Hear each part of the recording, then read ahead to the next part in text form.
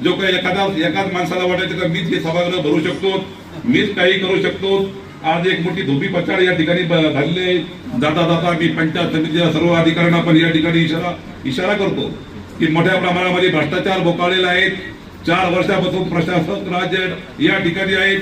या तालुक्याच्या विद्यमान लोकप्रतिनिधीच्या आशीर्वादानं मोठे बोगस धंदे या तालुक्यामध्ये झालेले आहेत. आणि आगामी काळामध्ये जर तुम्ही अशी लबाडी भामटेगिरी केली, मग घरकुल असेल, एमआरजीएस असेल किंवा कुठलाही निधी असेल, यासाठी जर आपण या ठिकाणी आमच्या गरीब लाभार्थ्यांची आर्थिक पिळवणूक केली तर गाठ आता या पुढं जिल्हा परिषद अध्यक्ष अविनाश गलांडे यांच्याशी आहे. वैजापूर तालुक्यात प्रशासक काळात मोठा भ्रष्टाचार बोकाळला होता. प्रशासक काळात त्या विद्यमान लोकप्रतिनिधीच्या आशीर्वादाने मोठे बोगस धंदे तालुक्यात सुरू झाले होते.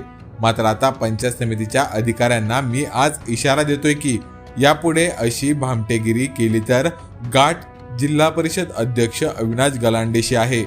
आगामी काळात कुठलाही गैरव्यवहार, भ्रष्टाचार, अपहार खपवून घेतला जाणार नाही.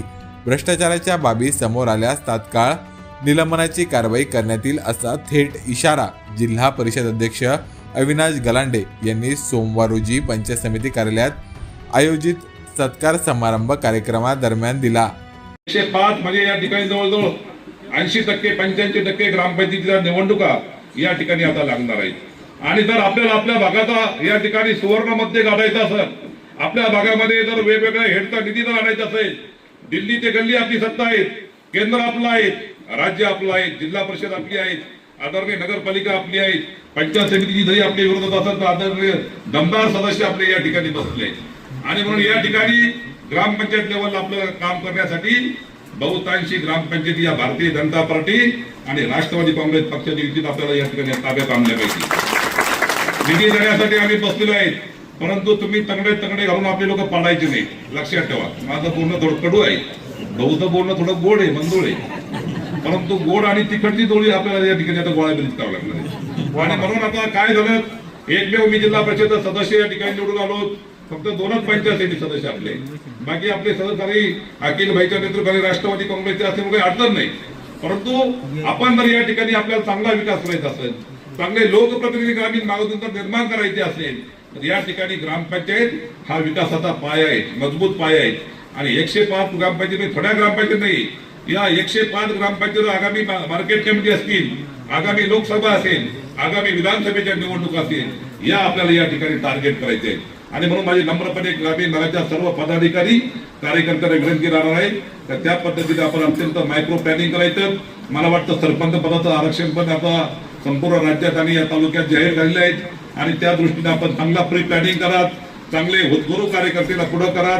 आणि निश्चितपणे जर ग्रामपंचायती जर आपल्या ताब्यात आल्या तर मला वाटतं ग्रामीण भागामध्ये केंद्र आणि राज्याचा निधी जिल्हा परिषद मार्फत या ठिकाणी मोठ्या प्रमाणात आपल्या या तालुक्यात जाऊ शकतो.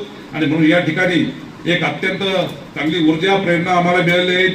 आज या ठिकाणी जो काही एकाच माणसाला वाटायचं का मीच हे सभागृह भरू शकतो, मीच काही करू शकतो, आज एक मोठी धोबी पछाड या ठिकाणी झालेली आहे की कैलास भाऊ तुम्ही प्लॅनिंग करा, सावंत भाऊ तुम्ही सगळ्यांनी, आणि आज या ठिकाणी 10 मिनिटांमध्ये हे सभागृह भरून गेलं.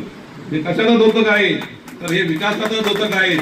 आजचे दिन एक चांगल्या पद्धतीने आपल्याला आगामी काळामध्ये या ठिकाणी येणार आहे. आणि म्हणून या ठिकाणी मी जास्तीत न बोलता सर्व कार्यकर्त्यांना विनंती करतो की आपण अत्यंत चांगल्या पद्धतीने या ठिकाणी आपल्या गावचं प्री प्लॅनिंग करावं, चांगला ऍक्शन प्लॅन तयार करावा, भाऊंकडे शिफारस करावी, भाऊंचा सल्ला घ्या, आमचा सल्ला घ्या, आमच्या वरिष्ठ महाराष्ट्र सर्व नेते मंडळीचा सल्ला घ्या आणि चांगला विकास काम करण्यासाठी या ठिकाणी आपण प्रेरित होऊया. एवढाच संकल्प आजच्या या स्वागत सत्वाच्या कार्यक्रमाच्या निमित्तानं करायचा आहे. जाता जाता मी पंचायत समितीच्या सर्व अधिकाऱ्यांना पण या ठिकाणी इशारा करतो की मोठ्या प्रमाणामध्ये भ्रष्टाचार बोकाळलेला आहे. 4 वर्षापासून प्रशासक राज्य या ठिकाणी आहेत. या तालुक्याच्या विद्यमान लोकप्रतिनिधीच्या आशीर्वादानं मोठे बोगस धंदे या तालुक्यामध्ये झालेले आहेत.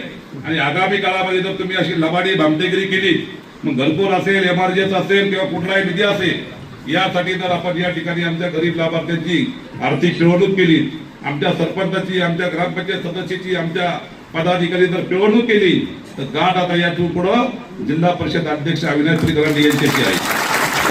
आगामी काळामध्ये कुठल्याही प्रकारचा आर्थिक गैरव्यवहार, कुठल्याही प्रकारचा अपहार, कुठल्याही प्रकारचा भ्रष्टाचार या ठिकाणी खपवून घेतला जाणार नाही, तर निलंबनाची कारवाई तत्काळ तुमच्यावर 8 दिवसात करेल असाही या ठिकाणी मी इशारा आमच्या पंचायत समितीचे अधीनस्थ सर्व अधिकाऱ्यांनी या ठिकाणी देतो आहे. अत्यंत चांगल्या पद्धतीने काम करायचं आहे. कार्यकर्त्यांना कुठलीही अडचण आली, कोणत्याही भामट्या अधिकाऱ्यांनी मग शाखा अभियंत्यापासून क्लर्क पर्यंत जर कोणी पैशाची डिमांड केली, मागणी केली तर माझा फोन नंबर जवळजवळ प्रत्येकाकडे आहे.